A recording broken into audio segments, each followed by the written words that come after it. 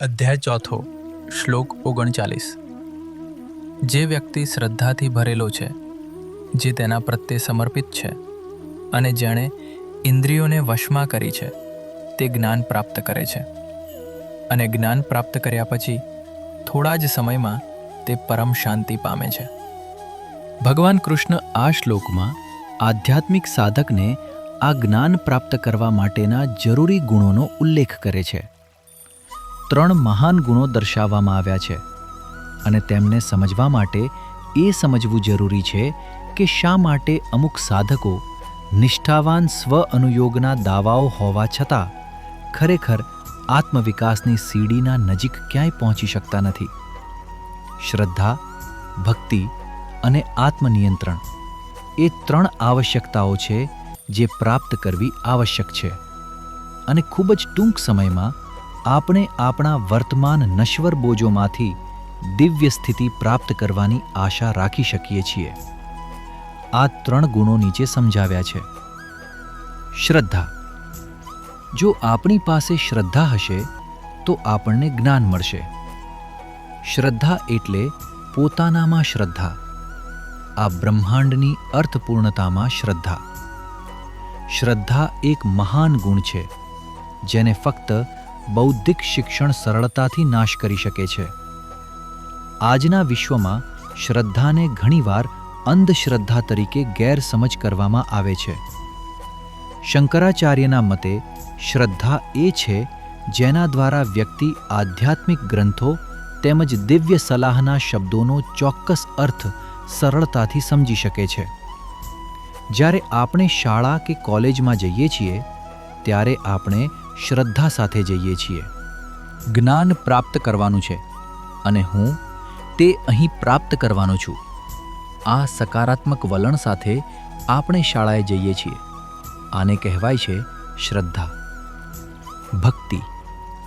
ભક્તિ અત્યંત મહત્વપૂર્ણ છે, એટલે કે શાસ્ત્રો પર કેન્દ્રિત અને અવિભાજિત ધ્યાન. વ્યક્તિએ સતત પરમાત્મા પ્રત્યે સભાન રહેવું જોઈએ. ફક્ત બૌદ્ધિક સમજ પૂરતી નથી. વ્યક્તિએ તેને પોતાના જીવનમાં જીવવાનો માર્ગ બનાવવો પડે છે.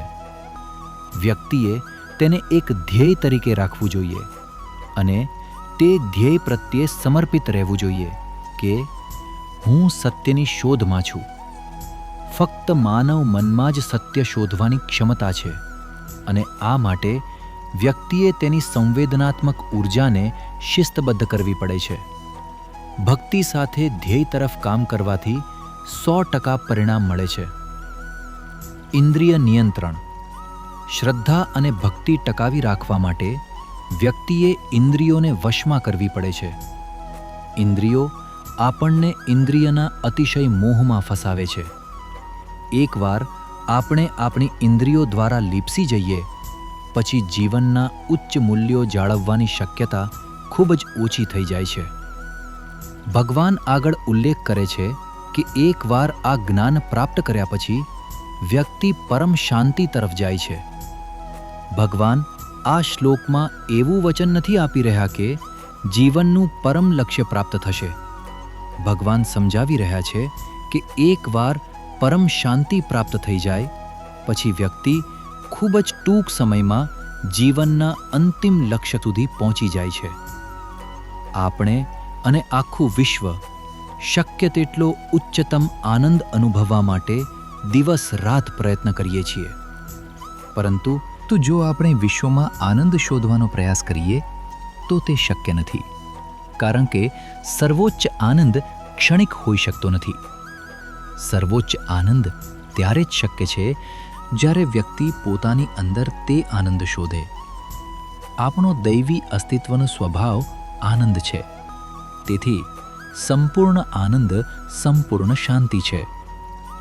આપણે નવી ઉર્જા દ્વારા જીવન પર એક નવી નિપુણતા વિકસાવીએ છીએ.